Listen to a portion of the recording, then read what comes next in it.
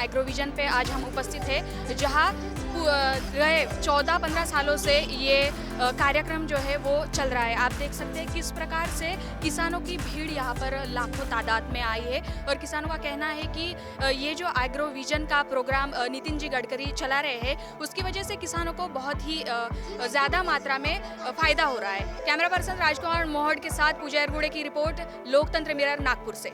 इस प्रदर्शन में कृषि की नई तकनीकों, कार्यशालाओं और प्रदर्शनी के जरिए किसानों को आत्मनिर्भर और समृद्ध बनाने के उद्देश्य से यह आयोजन अपने 15वें वर्ष में प्रवेश कर चुका है। तो चलिए देखते हैं किसानों से नितिन गडकरी ने क्या कहा है।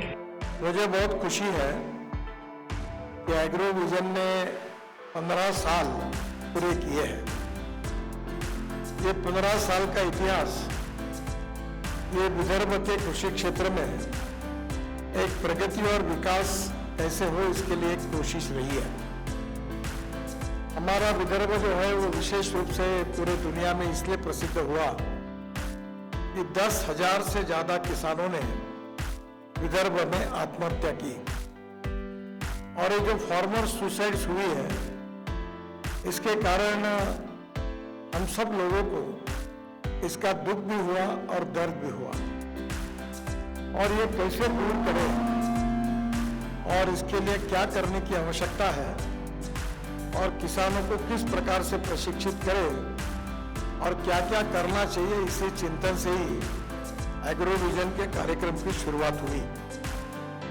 आज मुझे खुशी हुई है कि बड़े प्रमाण पर विदर्भ से ही नहीं, महाराष्ट्र से नहीं, तो देश के किसान इस कृषि प्रदर्शन में आते हैं और यहाँ आने के बाद जो नई नई टेक्नोलॉजी है उसको देखते हैं और उसका अनुकरण अपने खेती में वो करते हैं और जिसके कारण उनके प्रगति और विकास में गति मिलती है। आज जो एजेंडा हमने आगे भविष्य के लिए निश्चित किया है, उसमें से 40 विषयों पर संबंधित किसानों के वर्कशॉप भी यहाँ होने वाले हैं। मैं निश्चित रूप से सभी किसान भाइयों से प्रार्थना करूंगा कि आप सब लोग इसमें इंटरेस्ट लेकर समय दें, सब बातों को समझने की कोशिश करें और समझी हुई बातों का क्रियान्वयन वो अपने खेती में करें। हम सबके वरिष्ठ नेता, विजनरी व्यक्तित्व के धनी, भारत सरकार के सभी मंत्रियों में से सर्वाधिक सक्रिय, कल्पनाशील और अपने अलग प्रकार के व्यक्तित्व के धनी माननीय नितिन गडकरी जी का जोरदार अभिनंदन करते हैं, स्वागत करते हैं। उन्होंने विस्तार से सारी बात करते हुए मेरी सारी जिज्ञासाओं का भी समाधान किया। एक एक विषय पर माननीय गडकरी जी ने जो बात रखी है वो हम सबके लिए प्रेरणादायी भी है। इस अवसर पर कुलगुरु डॉक्टर शरद कठाक जी, कुलगुरु डॉक्टर नितिन पाटिल जी, बाहर से पधारे हमारे बीच माननीय अब्दुल्ला जी, इस अवसर पर श्री TR केसवान जी, कैफे के प्रेसिडेंट हैं, दीपक शाह जी,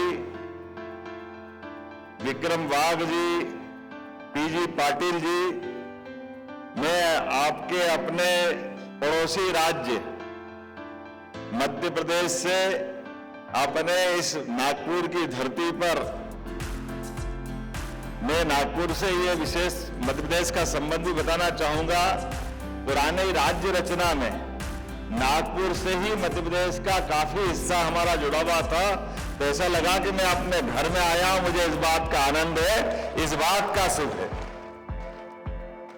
और जिस विषय को विस्तार से बताया, विषय तो बहुत सारे लिए माननीय गडकरी जी ने, एक एक करके बहुत सारे विषय सामने आए, लेकिन जिस बात को उनने बहुत अच्छे से खुल के बताया, जिसका ये विषय निकलने वाला है, वो विषय हमारे अपने गोपाल कृष्ण भगवान से जुड़ता। हमारे लिए जिनके घर पे गाय वो सब गोपाल, और जिनके घर पे गाय का कुल वो घर घर गोकुल। तो ऐसे हमारे गोपाल कृष्ण के मानने वाले, कृष्ण को माने तो वो घर घर गोपाल कृष्ण। मला अतिशय आनंद आहे की नितीनजींच्या मार्गदर्शनामध्ये आपण आज 15व्या ॲग्रोजनची सुरुवात केली। गेली 15 वर्ष सतत शेतकऱ्यांना शिक्षित, प्रशिक्षित आणि प्रोत्साहित करण्याकरता ॲग्रोजन फाउंडेशनतर्फे प्रयास होतात आहे। आणि कदाचित म्हणजे भारतातलं हे पहिलं असं प्रदर्शन असेल की ज्यांनी एवढ्या मोठ्या प्रमाणामध्ये कार्यशाळेवरती फोकस केला। आपण अगदी पहिल्या प्रदर्शनापासून नितीनजींचा आग्रह होता की ते शेतकऱ्यांना काही शिकायला मिळालं पाहिजे, काही नवीन बघायला मिळालं पाहिजे। त्यामुळे आपण शेतकऱ्यांचं उत्पादन कसं वाढवावं, त्यांची उत्पादनाची क्वालिटी कशी वाढेल, नवीन तंत्रज्ञान ते शेतीत कसं आत्मसात करतील किंवा त्यांना पूरक उद्योग कसे करता येतील याकरता फोकस करून आपण कार्यशाळा करतो। नंतर शेतकऱ्यांच्या फीडबॅकवरून आपण त्यातल्या काही कार्यशाळा या आता मोठ्या म्हणजे त्याला दीर्घ कार्यशाळा म्हणतो असं केलेलं आहे। त्यावर्षी 6 अशा महत्त्वाच्या कार्यशाळांचं आपण आयोजन केलेलं आहे। त्यामध्ये एक विदर्भात दुग्ध विकासाच्या संधी जे आपण NDDBच्या सहकार्याने करतो आणि अगदी लेटेस्ट ज्याला आपण IVF टेक्नॉलॉजी म्हणतो किंवा सेक्स डिटर्मिन्ड सिमेन्स अशा पद्धतीचे प्रात्यक्षिकं, त्याच्यापासून तयार झालेली म्हणजे छोटी वासरं, हे सगळे आपण इथे दाखवलेले आहेत। यानंतर ऊस आणि संत्रा हे 2 महत्त्वाचे आपल्या इथे कॅश क्रॉप्स आहेत।